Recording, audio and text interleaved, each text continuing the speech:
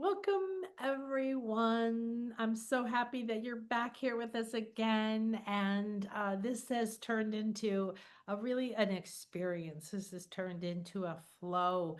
It's a journey, and everything we do together is multidimensional and experiential and offers portals and opportunities for remembering and finding the pain, the trauma, and the past, releasing and transmuting it, and most of all, remembering that we have all the solutions, all the wisdom, everything within us. So, welcome back to the return of the priestess. And as the wisdom keeper of the goddess of the divine feminine, we are the voice, the hands, and the body that are here. And as we remember to walk as the ancient Maya did, as divine in a human body, fully aware that is who we are, there's no more doubt of our divinity, our ability to manifest, our ability to use our words to bless, to multiply, to create, to build. So make sure you come over and join the YouTube channel. Make sure that you come and get on everything else that we do. We will send you out some things. And now we will be coming together in a little blessing before we bring in Neil. Hi, Neil. Thank you so much for being here. Okay, so because this is a global gathering, it's interesting. I'm looking at that word now and thinking that's not right. It's a cosmic gathering because every time we enter the temple, you probably notice that it's different. And I'm sure if we were comparing, if we were in a class or something that I was doing, everyone would be sharing what is your experience of this temple. This is a temple in the ethers. It's very real. It's as real as the house that you're sitting in. And part of being the wisdom keeper is remembering that you have the body for a reason and you made a sacred promise. And as you step into that sacred call, as you remember to embody your purpose, reclaim your intuitive gifts, use your voice in a certain way, listen to the call of your heart, remember to believe whatever it is you're called to is already done, it's already here, it's at your fingertips. Then you can step into possibility, uncertainty, without any of these human rules that says I have to see it to believe it, or I have to have the money before I step into what I want. The universe is not going to bring you that. So it's your turn to re-access and reinstall and reconnect these channels of divine feminine wisdom. And we have 360 senses, probably more. The Maya worked with 20. And as you think of that, you have all these channels that you're blocking. You have all these channels that all this energy that is going to keep you from accessing your power. That's the belief that it takes time and hard work to make money. That's the belief that you aren't good enough, that you're unwanted, and all of these other core deep beliefs that everybody's releasing now. So you have the natural ability to consciously create. You're not creating consciously or partially consciously, because otherwise there wouldn't be this, oh, there's more of that. I don't like that. Oh, there's more of that. So I want you to come into realizing your voice, your tongue, your mouth. This is a creation center. This is as precious as any gem you could imagine, because when you speak a word, it is a rhythm, it is a frequency, it is a vibration, and you get to fill that container with energy. What are you putting into your words? Doubt, fear, shame, blame, victimhood, feeling condemned, acceptance, love, joy, bliss, gratitude. You have a chance with every word you speak, with every thought you think, with every penny you receive and every penny you give, to bless it, to thank it, and to multiply it for the greatest benefit of all. And if you did that, imagine these channels going out from you. Your words and your thoughts are creating things. Your money is exchanging with other people. And suddenly now you're in the center of a prosperous and abundant world. You're like the center of the wheel, and the spokes are coming out from you. And now I want you to come into the place where you take a deep breath in and come into the sacred place, into the sacred moment, into the temple, letting everything else go. Release the breath with a sigh. This relaxes you 3 to 30 times more. And now I want you to feel this moment, this temple, the beauty of the space is vibrant and alive. And as we breathe that in, you are literally smelling and sensing and seeing and feeling the touch, the temperature, everything. Your intuition is coming alive, and you are here now in this temple. And this temple is turning into a garden. Perhaps it's tropical, perhaps it's fantasy, perhaps it's the woods where you love to go. Something is alive and around you, and you can smell it, and it's feeling more and more and more. Now, you're going to take one more breath. And with this breath, we're going to call in the jaguar. We're going to call in Balaam. We're going to call in the priestesses of the Balaam, Ishbalam, Ishbalam, and Ishmukane, the grandmother jaguar, the wisdom of the sacred feminine, the Lemurian priestesses. The jaguar walks between the worlds. It is the sun, and it walks into the dark at night. You can see now as you enter this space, and we come together in this gathering, welcoming Neil to bring his wisdom, to bring his knowledge, to bring the key to open the codes for us to see through shadow, to see through the past, see through manipulation, see through blame and shame and all forms of darkness, and to be able to walk without leaving any sign, see, but be unseen, and love unconditionally, and embody the stars in our bodies.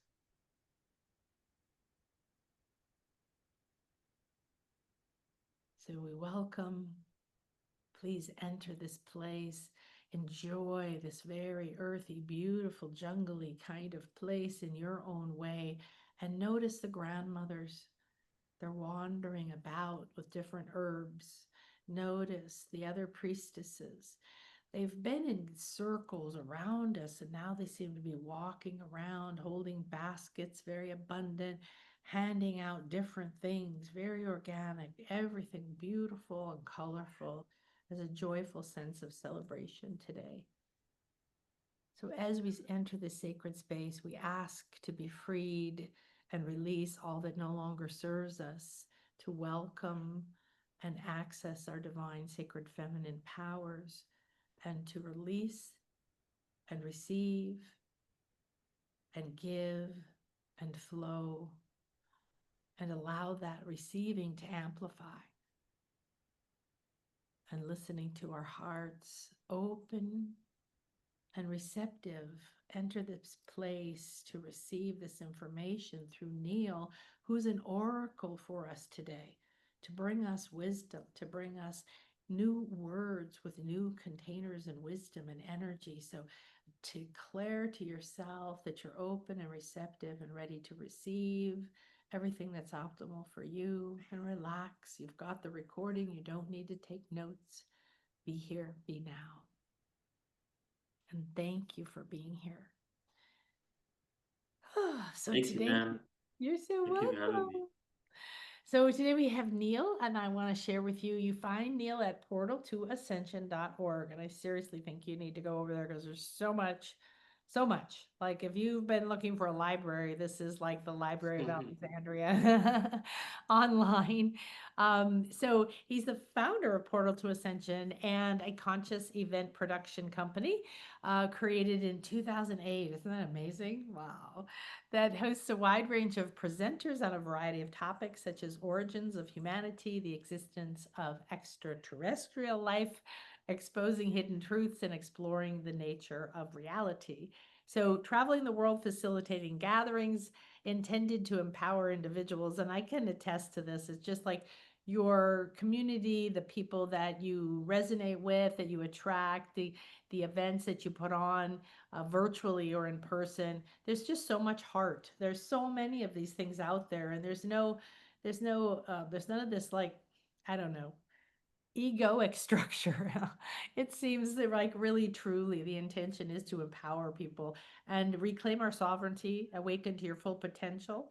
So get this, and Neil creates and hosts 70 conferences about a year, workshops and retreats, and has worked with over 3,000 different speakers and researchers and consciousness explorers. And Neil himself is a philosopher, a historian, a researcher, and a spoken word artist. I love your spoken word artist and your music or whatever you do. I love that. He presents his research on ancient wisdom and future science of sound, vibration, and frequency, as well as in depth explorations into ancient civilizations, archaeological discoveries, space anomalies, shedding light on hidden esoteric wisdom. Ooh, ooh, I love that. And exploring ways in which we can create unity and peace on Earth. Well, there you go. That's a huge scoop, and there you are. Thank you for doing all that. Yeah, for sure. It's good to be Oh, here. cool. So, give us a little bit of an idea based on who you are now, like today, like the most Hmm. recent Neil that you've sort of stopped and went, wow, look at me now. When you look back this way at your path, what seems incredible, miraculous, and significant, or the best thing ever that felt like the worst thing ever? Oh, the best thing ever that felt like the worst thing ever. Well, that's got to be my that's gotta be getting divorced. Yeah. It's been a very interesting journey. Most of my life had a lot of challenges, a lot of insecurities, a lot of fears and anxiety throughout my life, and even though I was doing Portal to Ascension for so long, a lot of it was still there. In the early years, maybe a lot of that stuff was masked over for my excitement and passion for this work, so much so that I kind of intellectualized most of it rather than allowed it to practically affect my life in a way where things would come to the surface to be dealt with. So it was almost like spiritual bypassing and also kind of thinking that I healed some stuff just because I was so excited for the fact that we're not alone in the universe. History Yeah. is so much different than what we've been told. And then during my marriage, I've been divorced for 4 years now, but for the 10 years during that time, a lot of those things came to the surface: interpersonal relationships, communication, boundaries, self love, right?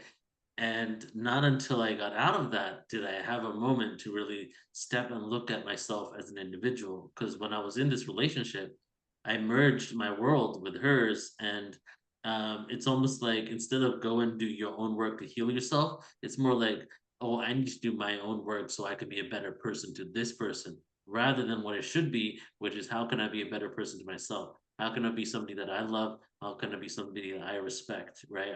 And it was too unbalanced and, oh, I'm such a bad person, I need to change to be better for someone else, right? Yeah. So Yeah. those are kind of some shifts that has happened where in the last few years, taking ownership on what I need to take ownership on, and then also knowing what I should never have taken ownership on, but I did anyway based on my traumas as a child. And now I'm at a place where I'm just kind of like getting to a place where I can just finally breathe Mm. and just be and be present with life. And not sure, like, if people out there can relate, but when you're on that rat race and you're doing things for others and truly haven't gone and figured out the deep things that are making you act out in certain ways and feel out of peace, when you have those glimpses of those moments where you feel that peace, it's almost like all of a sudden your shoulders drop, you know what I mean? And then you can just chill out. So I don't know if this answers your questions, but basically now I'm at a point where just dropping into a deeper level of authenticity, boundaries are huge, and also leadership, because so many different things are coming about, and every single day I'm confronted with situations where I need to step up and become the leader in something, listen to people's advice, but not allow it to deter me from my own vision, but allow it to maybe advise me on the direction I'm heading. These are all the things that I'm in the process of learning, because when it comes to Portal to Ascension and what we're creating, it's pretty massive what's about to happen and what we're doing. And I know that it could not only affect my livelihood and my own emotional state if I don't step up to the plate and become the leader that I feel I'm being called to be. Yes. Well, in any vision, in any business, and any really vision of life or a bigger life, different life, however you want to determine that is, because that's different to everybody. It is that you're driven by your mission, and you know that, so you're on the path of uncovering it, right?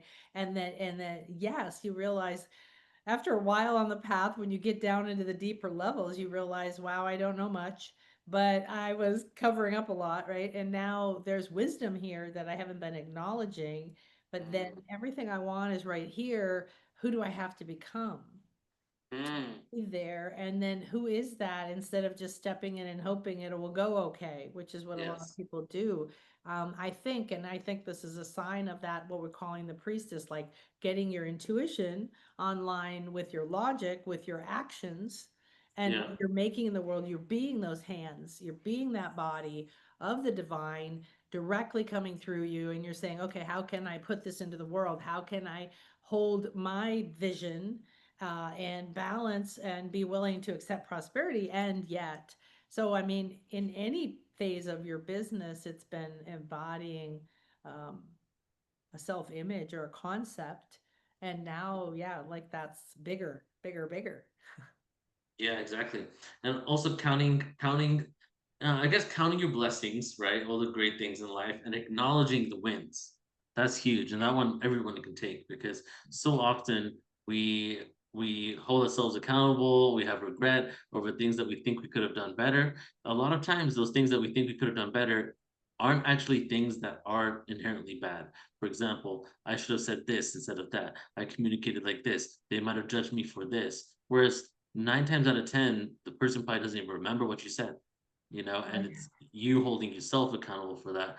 And then also as a child, like I can attest to this, that why is it that most of our memories are the things that were not great when we were a child, and a lot of those times is because those things get implemented and imprinted into you, right? So it's a huge amount of dedication to dedicate a part of your consciousness to be celebrating your accomplishments and your wins, right? To try to balance that out.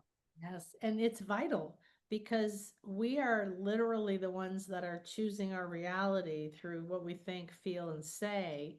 Then, if we're saying, if that inner child is still full of fear or whatever it is, and it's operating inside of us, it's creating. So you're saying, I want this different thing, but that part of you is still kicking the ball in front of you every time you go to pick it up. It's like Yeah. you're putting that in front of you. So it feels like, everything you've been going through personally. I truly believe that our lives are these gorgeous archetypal heroes' journeys, Yes. and that when we recognize that, we can look at them not with judging and being held back by and punished by the wounds, but Hmm. instead like inspired by our own courage and our own strength to want to go through this, but also like every step along the way, wow, look, there was a lot of guidance. Well, look, there was, this, and then the wisdom. And now you get to take Yes. wisdom, and you need it, and you need to accept it, like you said, acknowledge and recognize. To me, the spirit keeps saying to me now, self-realize, recognize yourself, but not, like you said, with these limits that we were given or we believed or we subscribed to. Don't agree to any reality anymore that you don't want to be a part of. And that's Mm. your power in that. What was a really huge tipping point that felt really painful emotionally or in some way, but that really shifted things for you in such a quantum way? So what was it? Say it one more time. What was a pain point or something Like, like that? something, yeah, something in your life that was so Mhm. painful at the time, could be emotionally or whatever, it just felt like, and then it turned into, that incredible quantum leap moment, Yeah. some kind of incredible shift that you couldn't imagine even changing your perspective that much. Yeah, well, that's probably happened quite a few times, but my childhood memory isn't that strong. I don't remember too much from childhood, and I know there's a lot of experiences that I must have triumphed and conquered because otherwise I wouldn't even be here right now. But I would say that the number one situation would be when I was separated and divorced. And even though when we separated 4 years ago, we made the decision together to do it, it still hurt because it was someone you'd been with for 10 years and we're going to go off on our own now in the world. And I wanted to make sure she was okay, and so many other emotions involved in it, things that you could have done better, all that stuff. But I really didn't want to try to make things work. I knew it was over. And so knowing it was over didn't take away from the pain of it actually being like that. And when that had passed, it opened up my life to a whole new set of experiences where I was able to make more connections with people, travel the world, grow Portal to Ascension the business, go and attend events and things that helped me out spiritually to heal certain parts of myself and bring more awareness to parts of myself that I wouldn't have been able to do if I was in that relationship, where I could have seen being in that relationship, I would have stayed in a cycle that would have been really toxic for both of us and unhealthy. And that experience, even though it took a few years of kind of like being on a high and then crashing afterwards, trying to regain my balance as a man by himself now after being in a relationship for 10 years, that really started balancing out, I would say, and harmonizing over the last year, whereas many of these experiences, and if it wasn't for us separating, it wouldn't have occurred. And not only that, if it wasn't for the time that we spent together, I wouldn't have been able to be at the place that I'm at now to be able to do the work that I'm doing. You know, like even my time with my ex, like I used to say that I was a boy until I got with her. She helped me become a man, you know, reflected that to me. Getting in a relationship and getting married could potentially push you into adulthood. You know? So I have a lot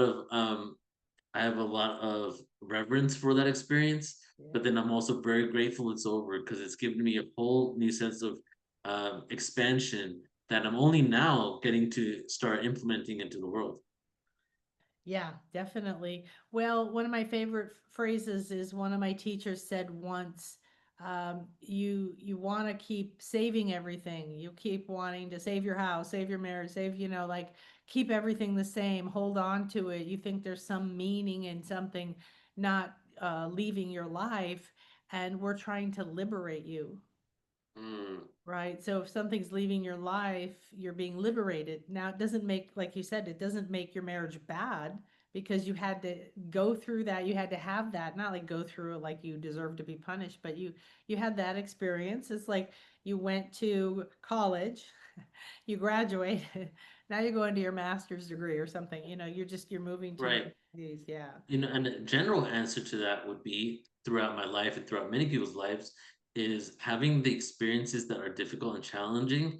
How often, as a question for everybody, how often does it let you know what you do not want so Yeah. that you can then go for what you want? Yeah. Exactly. Right? And Exactly. that's what it all is: duality, contrast, darkness, light, having amnesia in this world, not knowing. The best way to know is to know what you don't want to know, what you don't want to experience again, Yeah. right? And And that's then happened don't throughout my talk about it. And then what's don't talk that? about it. Then don't talk about it. Don't walk around saying, I don't want that, I want that. Figure out what the other thing is and say, I want that, I want that, I want that. Yeah, Right? yeah, So, yeah, immediately turn around from what you don't want because it's like that. You keep going back, then you turn to salt or something. I don't know what yeah. I was saying another one on this topic is would be money, my belief in money, right? And earlier in my life, like uh, my parents did pretty well for themselves. They started from not having that much, but they built the whole life, self-made people, right? And then there was just a lack of communication around money with me. And when I was young, I got a Guitar Center credit card at like 16, and I went to collections at age 17. And from then onwards, it was just like nonstop arguments over money, right? My whole freaking life. Ah, And then, when I was 17, 18, I started waking up to all this stuff, and as I was waking up to this information, I realized that there will be a world without money eventually, and so therefore, I never planned for the future financially for myself until my late 30s, so this is 20 some years, 20 solid years of not, believing money is good, not, believing that, I should create a plan for the future for myself or for a house or anything like that because money system could go in any moment. Having a distorted relationship with money because I was in trouble about finances ever since I was 17, right? Never being transparent, having a transparent conversation about money. ended up leading me to a point where Mm. I was almost like doomsday scenario all the time, that why plan for the future when the world will be over in any moment, you know? And taking it into the bigger picture here of what this thing means. Yeah. And only recently, like in the last few months, have I completely shifted that. And it used to be uncomfortable for me to be like, oh, yeah, I deserve as much money as the universe can give me because I know that I'm worthy of one, having a good life and having a comfort. And two, I know what I'll do with that money. I'm gonna help more people, grow a portal to ascension, you know? And saying that at this moment with conviction, I couldn't probably have done 6 months ago, you Yeah. know? Yeah. It's so amazing. I mean, everything is aligned that out of all the things we're talking about, what you just said is so significant to me because like about a month and a half or 2 months ago, I was on a pyramid doing 3-hour ceremony, but did many, many of them in a row and had gone to many dimensions, was calling in a lot of spirit guides, and my spirit teacher appeared before me and said, you have to be committed to go to the next step of your purpose. And I'm like, yeah, I'm here, dude. This is this is what I'm doing. And they're like, okay, will you agree to fully embody being a self-realized spiritual teacher? And again, my response was a little bit like, that's what I do. I'm already doing Mm. it, right? Like, yes, yes, I'll do it. Okay, okay, okay. And then I'm smart enough now, or to know that they're clearly asking something else, at a deeper level. So I'm like, yes, and I'm in ceremony. But later I started thinking, well, what does that mean? What does that really mean? The difference between I am a spiritual teacher, I'm teaching classes, I'm doing this, I'm living it, and being self realized. Well, when they took me there, I went into that body, and you walk differently, you talk differently, you walk like a master, but not a master with an ego. You have no ego. You're not above anybody, but you are fully worthy. You are so worthy that you hold the body and the container for your purpose. And then you realize the whole universe, their agreement is when you step into your true purpose, they provide, and they provide may not be in your way. Like, I want $1 million in the bank account just because it makes me feel good. Well, that may not happen because stuff has to circulate. However, the truth is it is, and that's what it sounds like you're saying, is like you've just gone to the next level, and that's what happens. We have to clean this stuff out and become aware of it and love it Yes. and receive it in order to hold the container. And the container isn't an ego container. Doing what you do is like, I have to be big, I have to be seen, I have to expand, I have to do things that are considered, that require a lot of people. You're Yeah. not an artist or a writer sitting in a woods by himself. That's a Yeah. different kind of creation. So yeah, Right, right. your purpose holds such a big thing. Well, it's interesting, your journey with money. I had quite the journey with money too, making millions, losing it, and divorces and the baggage, blah blah blah. And one of the most significant lives, one that I saw when you first started talking for you, which really changed a lot when I realized, is debtor's prison. Mm, So there used to be a thing called debtor's prison, mm. and it wasn't pleasant. It was a medieval thing, and then it was sort of like you're worthless and they throw you in there and don't feed you and whatever else, so you lose all your rights, your powers, because you have debt. So it took me a long time of doing a lot of other work that was helping and to find that. And that's kind of like what you said, to manifest that at such an early age was so karmic, was so spiritually aligned with who you're becoming, because you have to become a bigger container, like a king, like a ruler, Yeah. to be a true one, to be sovereign, which is what we all want.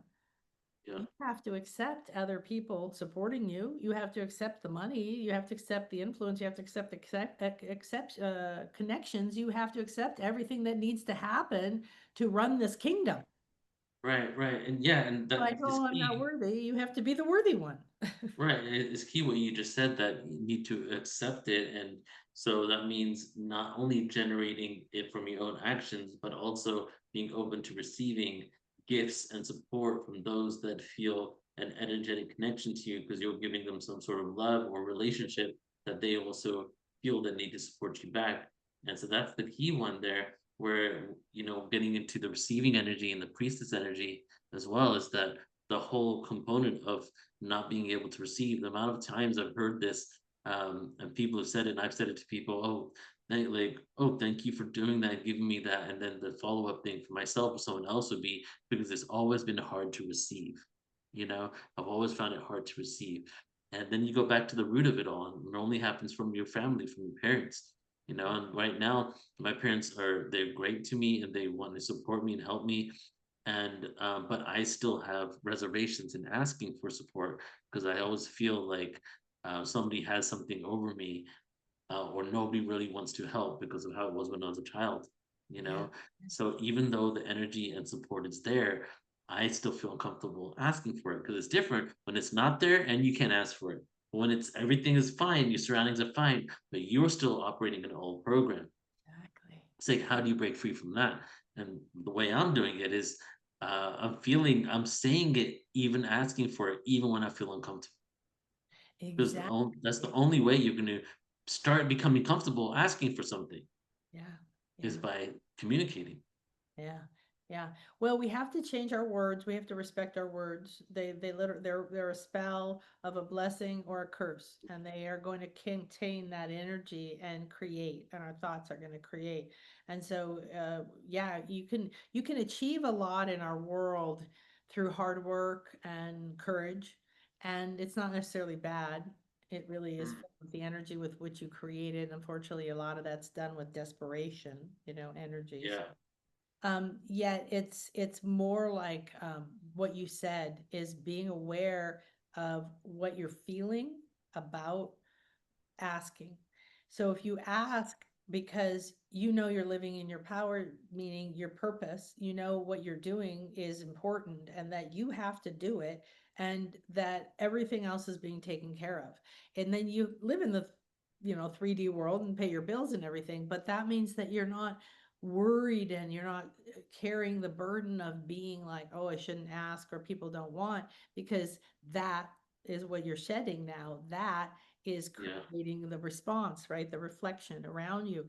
Now, that's what we're being called to do, is to bypass whatever healing journey you're on, like to not bypass it, but to bend time, to accelerate it, to wrinkle time and just say, yeah, I'm done. You know what? It's really important that I'm in my power. It's really important that people support me and see me and believe in me, and then start asking the universe for what is already there, which is generous, kind, abundant, sweet, harmonious, peaceful people on my path of bliss, the doors opening to this. And, like, especially for someone like you, lining you're literally saying, I'm not asking. You can't take anything from anyone else, right?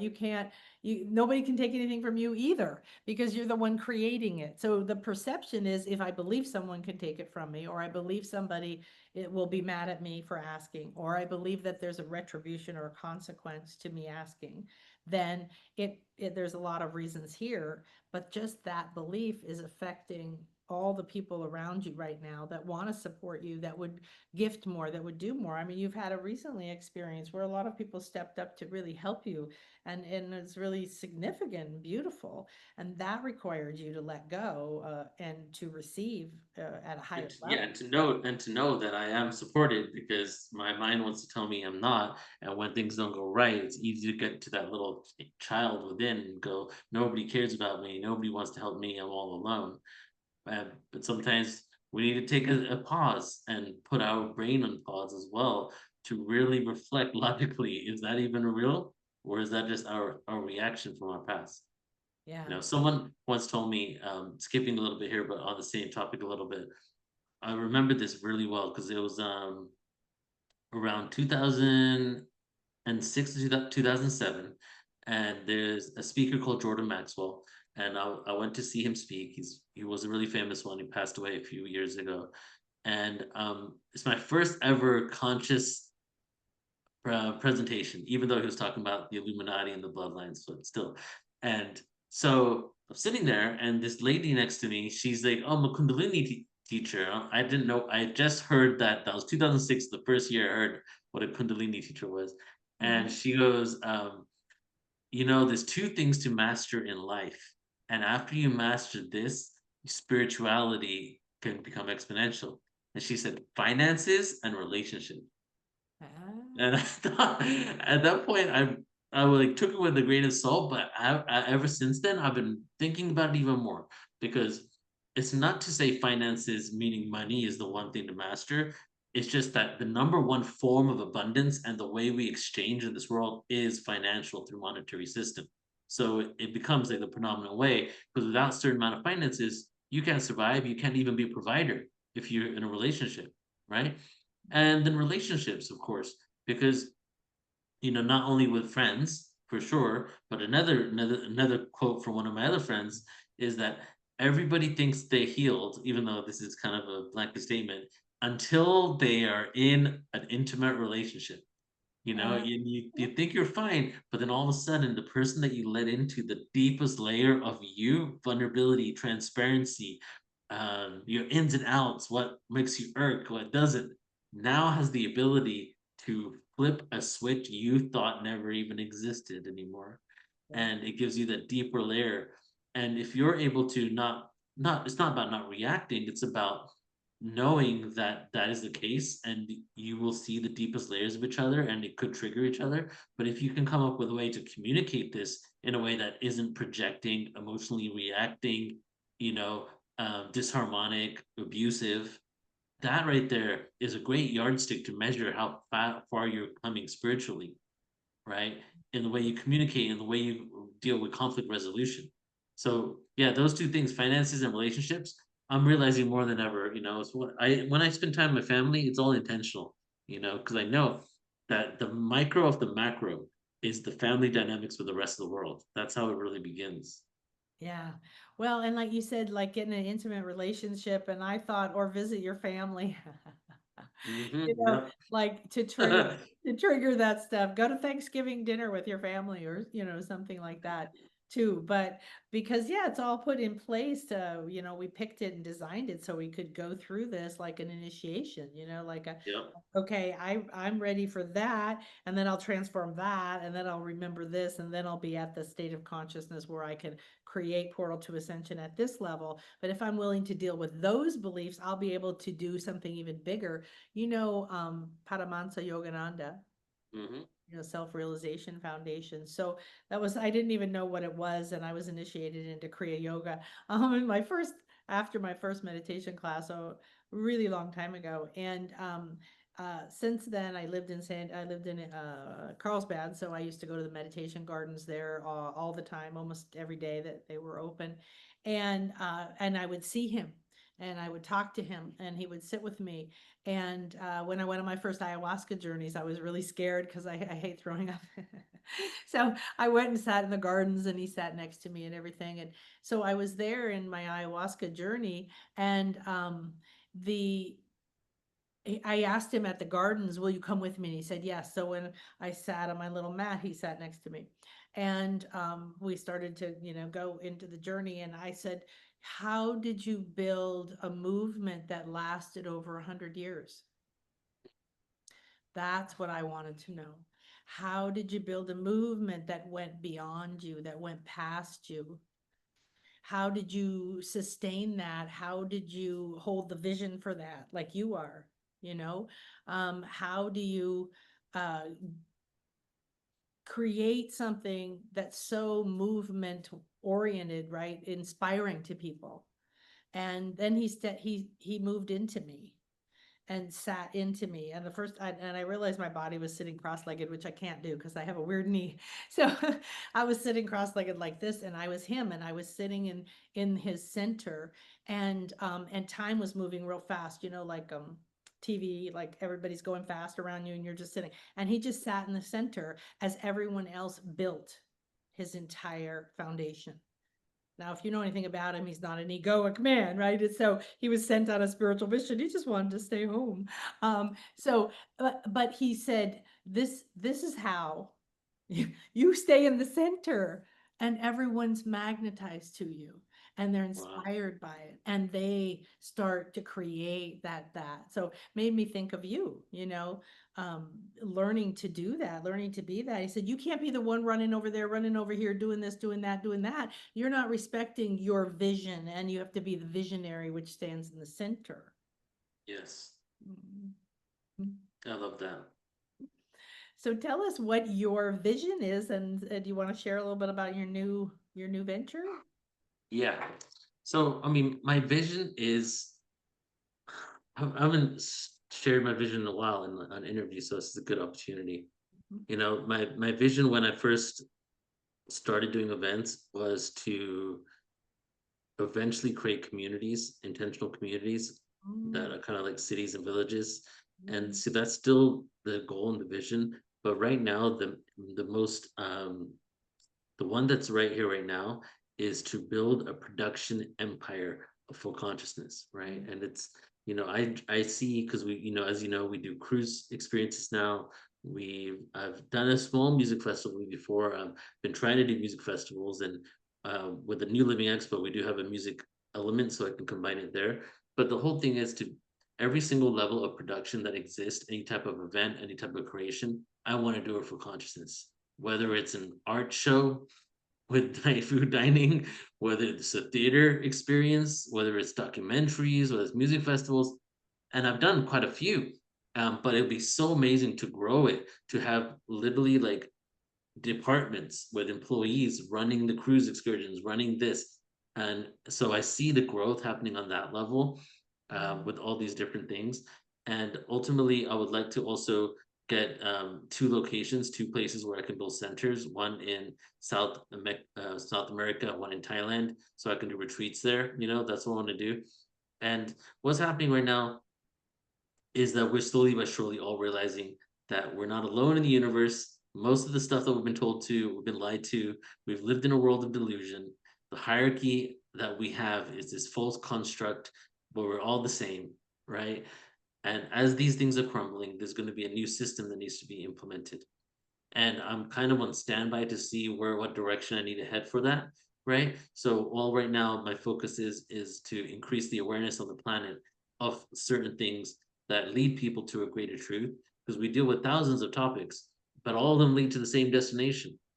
It's a spark of remembrance. And mm, as we continue doing that, and we maybe even become a place where people can go to as they're waking up, as some people are now, but soon enough, there's going to be way more people waking up in a short period of time than has ever happened before. mm, And then we have that platform, and I'm creating all using types of different types of technology now and different online um, tech in order to create a really solid foundation for that when that happens. And then eventually, maybe we will be building villages, because I feel like society needs to be rebuilt. Structures need to be rebuilt. We build unconsciously. Not only the structures around us, we don't use the right frequencies, the right stones. There's microplastics and chemicals and everything around us, right? Our water has antidepressants in it, all these different things. So I would love to get to a place of abundance. I'm not sure how that's going to manifest, in which way. I know it will, but I'm not sure in which way. That I'm able to actually create that civilization, you know, and with the council of people, and then hopefully go around the planet and build those things. Well, my first goal was to do it in Mexico, but now the land there isn't the same as it was before when I wanted to do it. So I'm not sure where it's going to be, but yeah, so that's a portion of the vision right there. mm. Well, and I agree with you. Like, I think we're changing very fast, so it's going to be, I don't know, that we haven't had the experience of the speed with which we're moving right now. It's going Yeah, to keep speeding up. And we are coming back into community. We're doing the realization we're one, but we're individual, and that the cultural systems that we're in have not been to our benefit. And because why blame anybody? It's just a waste of time, right? So it's like discovering it and then saying, okay, since I'm the creator, now what are we going to do with our energy? Instead of yeah, fighting the system and following that slave life that we were all convinced you had to do. So now the ability to come together in communities is, it used to be almost like a survival thing, like, please just, Mm, let me yeah, be in this space and not feel like people are attacking me or something. And now right. it's very different. It's coming and awakening and being individual, but being in a community and raising energies and frequencies. And like you said, sharing Yes. wisdom the way you guys do. And that's the paradox is like how to maintain your individuality but also be part of a community because this world has been too extreme for too long. And we either are too community where we lose ourselves in the community or we're too extreme to the individual side, Yeah. right? And we're realizing both of them, and but there's examples of them both in the world. Like Japan, for example, has a very community almost where the identity in some places actually gets merged with the community. Yeah. And whereas in the US, that's the epitome of individuality, you Yeah. know? So it's like, but what is really people are craving is that connection. If you did a poll on what the number one thing people are missing in their life, it most of the time is going to be love and nurturing, whether it's as a child or when they get older. A lot of people, the biggest epidemic in the US is loneliness. Yes. There's a whole study on it that and the men in the US are considered the most lonely men in the entire world, right? And even if they're in a relationship and married, still classified as chronically lonely. There's an underlying depression that is a new name has come out for it because it's a chronic underlying depression that's so subtle that nobody realizes they're depressed, but it's just always there, Yeah. right? It's that connection, it's that nurturing. And a lot of times it happened as a child where the nurturing we couldn't have never received, whether it was some trauma, some abuse from a parent, or maybe that parent didn't have the emotional faculties, or that parent is also living in this world where they have to hustle to survive and couldn't be there because they had to work, right? Yeah. All the things that didn't exist before that allowed for that bond to be created so we can grow up knowing that we're loved, knowing that we're taken care of, so that we're not going out in the world searching for it in others. All right. And I'm literally speaking for myself here, right? Like going out in the world and looking for that love. What's that song? Looking for love in all the wrong places. Yeah, yep, in all the wrong places, exactly. Well, and what you're talking about is classic, right? It's the classic moment. There's a moment in everybody's life where they're disconnected from what they perceived as that unconditional love. Now, of course, Mhm. there's some people who maybe didn't have this moment because they don't feel like they ever had the love, but in general, most people felt like that, approval, connection could have been when you were 6 months or 3 years old, whatever. But it Yeah, could be something as simple as you knocked a glass of milk on the ground and it broke, and your mom went, ah! And you had exactly. never heard her yell. And suddenly you were just horrified that you had done something that caused her to remove her love.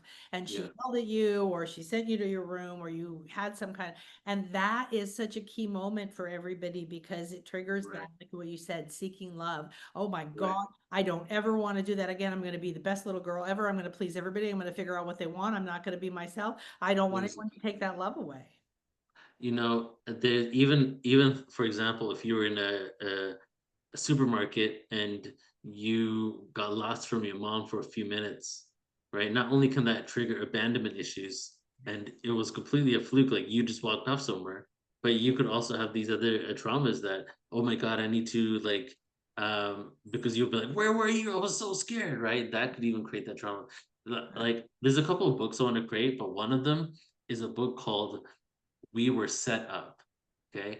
And it's going to have things like this in there where, you know, to basically show the trajectory of what different types of traumas, including little ones where, like, you spilled the milk. That's just a natural thing. Someone to react in this day and age to somebody spilling the milk, that's also pretty natural. But that could literally lead to a certain thing that then gets you into a relationship where you're abused later in life. Yeah. Oh, and then say that you get so psychologically abused, you end up becoming a physical abuser, and now you go to jail for that, or blah, blah, blah. And it all happened from this little innocent thing of you spilling the milk, right? I'm oversimplifying here. Yeah. But it's almost like the whole thing we were set up is basically saying that God doesn't judge. We're not judged by anything because we were set up to basically have every twist and turn could be traumatic. Yeah. Yeah. And it's for you. Like literally, it didn't happen to you, and it's happening for you because what I got to learn was when they take you to a really high state of consciousness and you're not in judgment anymore and you're just looking at your life kind of from this perspective without any attachment to it, it's like you were here and you needed to be here. But the only way we could get you out from the car wreck was a painful way, right? Like wherever you are, it was like, why couldn't it just be happy right away? Well, because you were in some really difficult relationships. So you had to go through some pain. But believe me, we were liberating you. We were taking you out the best possible way we could figure out towards where you're meant to go. But it isn't a rescue you, it's do you literally you're not doing something wrong to attract the experience. You designed the experience, like you said, you were set up. I love that. And then if you flip that, the minute you know how to flip that, you start going, oh, thank you, what was the gift in that? Oh, thank you, what's the resilience, what's the strength, what's the wisdom that's inside of that, what's the pearl? Yeah, My Mayan priest says, where are the pearls? Like the pearls and the gems are inside of there. That's what we went through that for. Because if you get on a spiritual path, it's all about, doing things that are scary and suffering and either whether it's stressing your body without food or going to these stretching yourself through fear into darkness, getting past survival and trying to hold yourself back from the idea that you can't handle it, and you're here to become like, okay, now you got to go through sixth grade and the bullies are going to come, now you got to go to eighth grade and you're gonna, your dad might die, and like everybody's gonna have those experiences. But yeah, we get to now say, oh, I'm a spiritual master, and yeah, I'm remembering and I've been designed that way. Yeah. Well, what about that in terms of why you're helping with people? I yeah. You feel inspired by what you're realizing about yourself, how this is like an undercurrent of a lot of what you're doing is to really provide this safe space. Yeah, definitely. I mean, when I first started creating events, I wasn't aware of it, but then the first time I became aware was 2016 and during plant medicine experience, where I realized that the reason why I started doing events and look, or not even doing events, but being interested in this topic for so many years, consciousness, history, ETs, and all that, was that deep down underneath, my soul was looking for modalities to heal myself, to to come to peace with what had happened, and that started me down a journey and a path of discovering so much. And if it wasn't for me looking for all that information and discovering, I would never have got to a point where I started creating portals of ascension to do it. So portal to ascension is definitely a product of me looking for answers to confront my own traumas. And even though at this point our topic ranges have varied quite a lot, many times if there's certain things that I want to work on myself, I will still create an event on that so I can do it my own deep dive, you know? Like we did a Kundalini Right? conference a Exactly. few years ago. You know what I mean? Yeah. So Yeah. yeah, that's the gift. And but what I would say is that it's also important in at least in the beginning to feel the anger without bypassing the pain, you know? And so at first, when I first had this realization, I bypassed the pain because I hadn't even done any healing work around it, right? What had happened to me as a child. And then one day in Vipassana meditation, 10 days of silence, that's when it really came up. And you're not supposed to say any words or talk, but I was in my room with a pillow in my face and no one could hear me crying, screaming, crying, writing on it because there's no pen and paper. So I took a toilet paper sheet from the toilet paper and the marker pen that you use to write who's going to clean the bathroom every day, and I wrote like a letter. And that was the biggest moment. And how did that happen? Well, I literally was in silence. This is the sixth day of me not talking. My It's like I put myself in a situation where I forced myself to sit with myself and force myself not to be able to go anywhere. There's not even a phone I could even get. I was just there, and maybe not everybody's that extreme. I go extreme, Yeah. and I had no choice but to face the demons of life, Yeah. right? Yeah. And a No, lot of it's times, tough. I'll say this, a lot of times when I do plant medicine ayahuasca, I go in scared. What am I gonna see? And Me it's too. so interesting because when that I end up seeing something, I've never saw that I'm a bad person or like because I'm afraid what I'm gonna see is like I'm afraid of I'm gonna see myself, but I always end up to the innocence of what everything really is. Yeah. And it's like I see what happened to me, and then how can I blame myself for that? But then I see what happened to the other person that led them to where they were at. And then it's like, how far back do you go until you can really blame somebody for being evil or committing atrocities, Yeah. right? Uh, yeah, and then if you keep going out, you just see that we're these streams and that you attract or ask those people to come in for different reasons. And then you let go of all the why and what you thought it meant. You Yeah, and you said something really interesting about the pain and then the emotion, the anger and the pain. And one of the tools, one of a mastery priestess kind of tool is to experience the emotion without a story. hmm, So I'm angry. Okay, I'm going to just feel anger and just what is anger and how does it feel and where is it coming from? But I'm not going to have a story. Oh, that person made me mad. Oh, this is what's making me mad. Why did that happen? And that story has to go away. And when you separate those two, you come to a level of seeing the different energy fields as something that you draw from, right? And so you can experience anger, but it doesn't mean anything. yeah, It just becomes something that's, like a lot of energy in your body. And be like, oh, okay, that's interesting. Because how many different stories could you give anger? Any story. yeah, right. Yeah, powerful kind of mastery things that you're doing.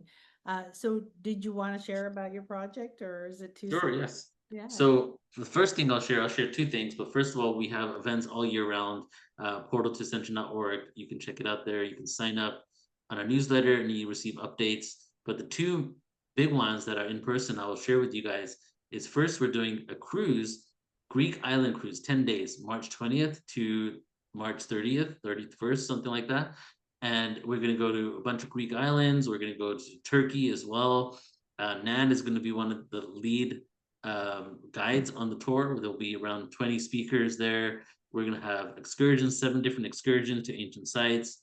We're going to be having presentations, workshops. It's truly going to be incredible. And we're going to be in the Mediterranean, which is beautiful. So if you guys are interested in that, mysteryschoolatsea.com to Oh, that's interesting. And make sure sign you up for tell. that one. Take a look and Yeah. just tune in to see like everything, right? So check that out. And the other thing is that I've just acquired, and this is a longer story behind this. So if you go to portalascension.org and sign up, you'll probably eventually get the email about it.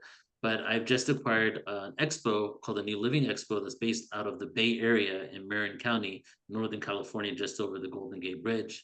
And they have been going on since 1982. 2001, they changed from Whole Life Expo to New Living Expo, one of the oldest, if not the oldest, spiritual expo in the US and or legacy with that. So I'm like so fortunate to have negotiated an agreement and now have taken over this expo as the owners of Portal to Ascension, taking us to whole new heights. And it's April 17th, 18th, 19th next year. There's to be 145 exhibitors. There'll be around 100 speakers, right? We'll have 8 simultaneous rooms. We'll have a meditation and sound sanctuary all day, every single day. We'll have music outside, vendors, food, everything, right? Samples, all that stuff.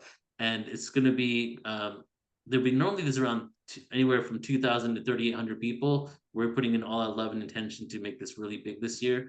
But I'd love to see you guys there. It's newlivingexpo.com is the website. And honestly, there's as I've been sharing it here, there's a lot of shifts in the next couple of years. People are getting ready to know that we're not alone in the universe. Having this platform like the New Living Expo to really bring in some of the biggest luminaries that are doing some work and have some community oriented events where we have deep connections is truly like a dream come true, you know? So tune into the website and follow us. You can sign up on the email list there too. And if you aren't able to attend in person, you can check out the live stream. Yeah, and you do a lot of live streams, all the time. So you want to make sure to get on the email because you're doing, presentations. A lot of them are free. You also have a podcast. Yep. Yep. A lot going on. Yeah. And then if you come to Greece, tell them that I sent you. Yep. Yeah. On the referral page on the My checkout, put in name. Nan's name. Yeah. Um, on that. And then also we're going to be in Glastonbury next year together again, right? Yep. Yeah. Yep. And so Can't yeah, wait for that. you have so many things happening. So how would you like to wrap up? How would you like to leave us with your, as a philosopher and somebody who is doing something that we all are ready for, expanding Yeah. ourselves, getting to know ourselves and becoming that bigger container for a bigger purpose? I'll do a little poem, but I'll also say this is that the nature of reality and who and what we are is so much more. I don't know if it's too complicated is the right word, but I'll just say out of this world that even the people in this world know, right? It's like I'm realizing now that there are many ways to enter the simulation, many Come back, come back, come back.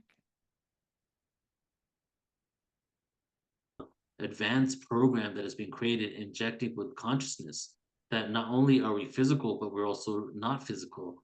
Not only are we kind of a victim to the elements, we're also the masters of the elements that forgot we're the masters. And what's happening right now is we're in the process of waking up to the realization that we created this reality, we're the script writers, and if it wasn't even ourselves, the fact is we are one portion of the body of consciousness that is everything. And through that, through quantum physics, we're realizing that every subatomic particle has all the information throughout the universe, instant communication. So within our own subatomic particles in our bodies, we have all the information in the universe, and that's quantifiable now through mainstream science, Yeah. right? What does this mean? Okay, that's just the beginning of the anomalies. The way the planets are created in our solar system, there's something called Bode's law. Every planet is zero point 0.3 astronomical units times 2 times 3 times 4 away from our sun. Mercury, zero point 0.3 units times 2, we get the next planet. 0.6 times 3, we get the next planet. Times 4, we get the next planet. There's this mathematical creation of the universe, and we're even able to predict where celestial bodies are or have been destroyed based on this, right? There's there's this grand design of the universe that not everybody quite knows what it is. But the fact is, we can't deny that something is happening here, and our situation on Earth is extremely unique. So many things had to go exactly the way they did for us to be sentient and alive right now. Jupiter and Saturn, they need to exist where they exist for us to be able to be alive because they've taken all these asteroids that are going to collide with us if it wasn't for their gravitational pull, right? How much of a coincidence is that? You know, so what I'm getting at here is that it's time to expand our horizons out of the box. It's time to also put in some space in our consciousness for these concepts besides having to figure out how to eat, having to have a shelter over our roof over our heads, because these kinds of information, these kinds of philosophical questions are going to be the predominant industry for the world to come. Us figuring out human consciousness and who we are. Yeah. So strap on your seatbelts, and we're gonna be Yeah. for a really good ride. I think I know more poem. That was good enough, I feel. No poem? No, you're not getting that was enough. No, that was like a freestyle poem right there. I think that was good. Yeah, yeah, no, absolutely. Well, I agree. It's an exciting time and nothing's going to be what we expect because we've never been there and we're creating it in the moment with what is already done, like becoming aware of something and then going into it. So, beautiful. Well, thank you for everything you're doing. Thank you, Nan. I feel super blessed to know you and get to play with Yeah, you and get to be on some of your shows and everything you're doing.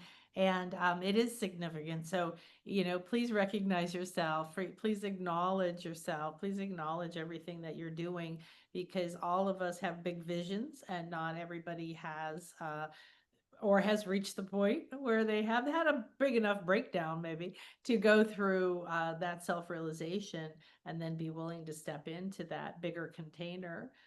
So yay, and I can't wait to be at the expo and in Greece with you and yeah. everything else where we're going to create magic. So thank you so much.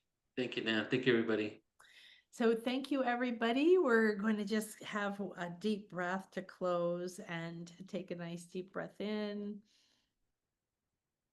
And as we acknowledge the sacred space and all the beautiful energies here and everything that has come forward through time and space, all this beautiful wisdom that is poured through Neil to us and everything we've received, we're acknowledging now and integrating those wisdoms, those energies that are optimal for us and letting everything else go.